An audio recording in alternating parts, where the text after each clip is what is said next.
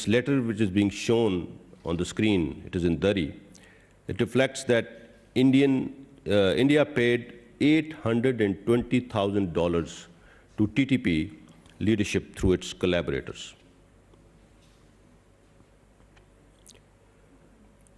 Now, to sabotage CPEC, India has raised a militia of 700 persons to undertake terrorism in Balochistan.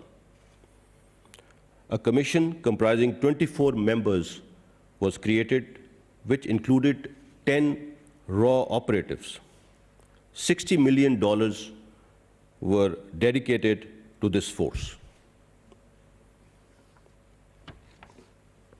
Indian Embassy had regularly been paying handsome amounts to sub-nationalists under the garb of humanitarian assistant work projects in Balochistan.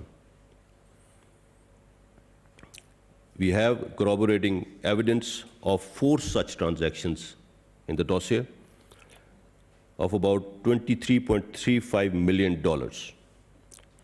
I'll be just showing one of those transactions. It's on the screen right now, in which $5 million were given to a sub-nationalist whose name is held with us to cause unrest in Balochistan. Confessional statement of Sarfaraz Merchant and Tariq Mir revealed that Altaf Hussain Group, it was funded by RAW through 2 Indian companies. The names are on the screen. And evidence of transfer of $3.23 million from RAW is held with us. These are some of the details of the terrorist funding. As I said, now I'll come over to weapons and equipment support to terrorists by India. Besides funding, India has also been rendering support to various entities through provision of weapons, ammunition, and improvised explosive devices. Recently, a RAW-sponsored network of 6 terrorists has been unearthed, which has linkages with attack on Pakistan Stock Exchange. That was on 29th of June 2020. And it is also involved in the delivery of suicide jackets to various terrorist groups operating in Pakistan, besides undertaking terrorist activities. 2 RAW frontmen, Abdul Wahid and Abdul Qadir, along with 4 terrorists who are Afghan nationals, have been exposed in this case. The network is also involved in target killing of ulama, police officers, and notables. RAW was paying them handsome amounts for different activities. They were paying for a suicide bombing 10 million rupees, for a vehicle-borne IED attack 10 million rupees, for an IED 1 million, and 1 million for a target killing.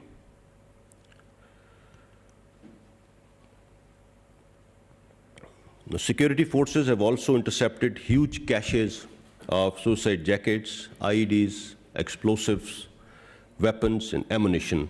The details can be seen on the screen right now.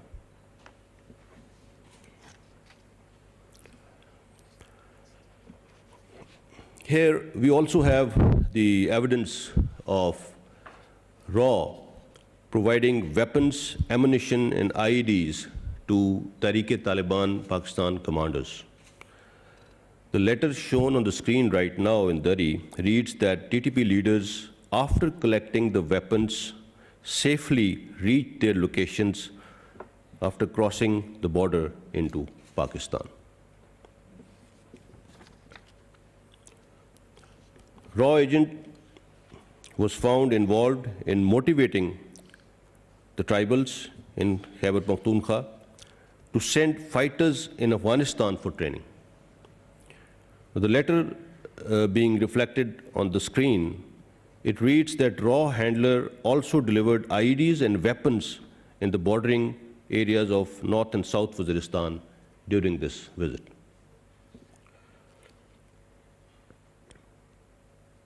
India has also been providing weapons and ammunition to Altaf Hussain Group. Weapons worth $0.62 million were provided to Altaf Hussain Group on one such occasion. Confessional statement of Ajmal Pahadi validates this thing. Now, coming over to terrorist training in India or by India. Now I am going to present evidence of presence of multi-purpose base camps which are being utilized by India for training, harboring, and launching of terrorists into Pakistan. Indian intelligence agencies are managing 87 such terrorist camps. The details are right now, they can be seen on the screen. Out of these terrorist camps, 66 are located in Afghanistan, whereas 21 are located in India. Former Indian ambassador and an Indian Army general visited Baloch militant training camp in Haji Gak area in Afghanistan. The letter in Dari, being shown on the screen, reads that the camp housed 150 militants.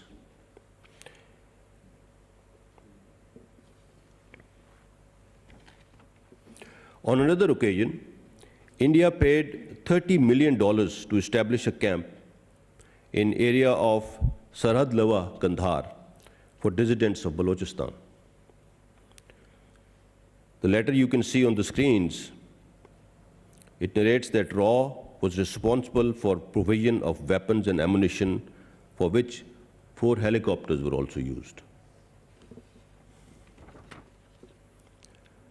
Ajmal Pahadi confessed in front of the Chief Justice of Pakistan that India had established 4 training camps for Altaf Hussain Group and its militants at Dehradun, Haryana, in northeast India. While the training duration varied from 15 days to 4 months, it was confirmed that 40 Altaf Hussain Group terrorists had received training in India who used to travel to New Delhi through a third country. Some of the terrorist incidents, I'd like to give some specifics as we have the evidence now. And these investigations confirm RAW's direct involvement in these terrorist incidents. BLA and BLF, they launched attack at Pearl Continental Hotel in Gwadar on 11th of May 2019, in which 4 terrorists were killed, whereas 5 innocents were martyred. RAW officer Anurag Singh planned the attack, wherein $0.5 million were allocated by RAW for this attack. You can see some details flashed on the screen. I'll just explain them. Attacker Hamal Nawaz used an Afghan phone number and was in contact with an Indian phone number during the attack. Attack was masterminded by Dr. Allah Nazar and Aslam Achu. Both the individuals traveled to India on fake Afghan passports. Aslam Achu remained admitted in Indian hospital. You can see a picture of his in one of those hospitals, while he traveled under the cover name of Abdul Hamid. His passport, having double entry visa stamped in India, can also be seen in the picture. Dr. Allah Nazar also traveled to India on fake documents under the cover name of Haji Nabi. Dr. Allah Nazar is the main conduit between various BSNs and RAW handlers. 17 audio clips of his conversations with RAW handlers discussing future operations validate his undeniable connection with RAW. Now, an audio clip will be played in which Dr. Allah Nazar receives instructions from an officer of Indian intelligence agency. Direct help to you from our side. Okay. Then it will be injurious to them. Then it will hamper their activities. Okay. They think that if AN is going to get help from India or some other place, then their primacy and their leadership will go, right? Okay. So that is one problem. And second problem is people from your group, they want to take support from others by saying that AN is regressive, AN is backing the Sardars, but we would like to establish a more democratic and open society, so we are not going to stay with AN and we will have our own group support us. So these are two different groups. They are there against you. They are opposed to each other, but they are against you. So I am afraid you may have to, stay in a different. You may have to bear the wrath of both. I find these people may try their very best to get you. So you will have to be very cautious, and you have to take good care of your own self. Okay. Right? And because you know your Sardar, they will never like us to help any non-Sardar. Okay. I think you understand that. You understand that. Yeah. So what we will do now, that you don't try to antagonize anybody now. You stay at the course and you do your duty, whatever you are doing, and you carry forward your operation to the best of your ability. And I am, trying to generate some support from private sources, if not government ones. And they will reach you very soon. And because, Dubai has become a den of ISI activity now, we would not like to conduct anything through Dubai.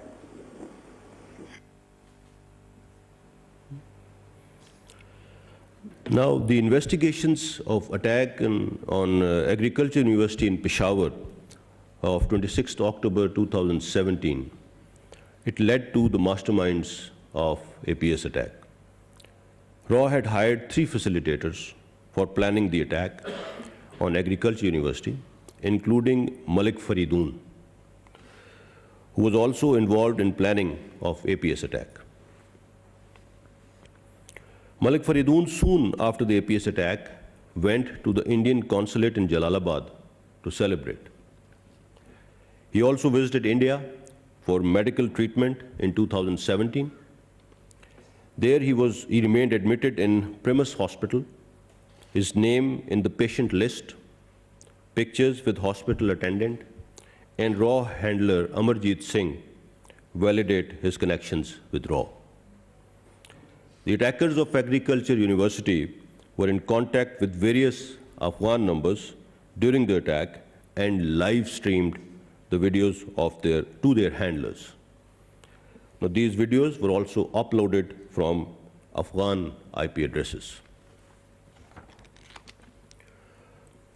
While meetings of Altaf Hussain Group with RAW's chief, Mr. Ajit Chaturvedi and Mr. Vikram Sood, were validated by Sarfraz Merchant as well as Muhammad Anwar in their statements. Recently, security forces have discovered RAW-affiliated sleeper cell in Karachi.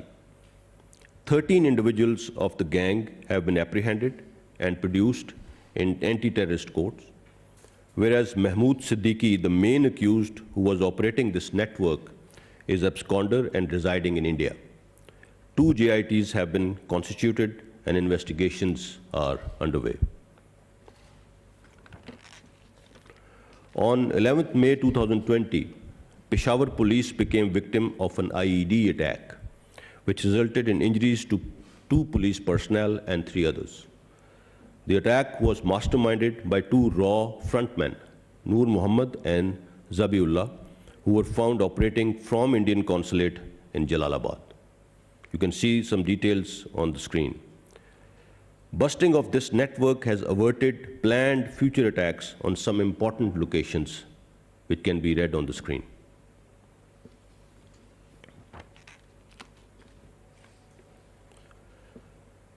In June 2020, 3 raw frontmen, Haji Habibullah, Haji Azizullah, and Haji Bedar, they were employed by Indian Consulate Jalalabad,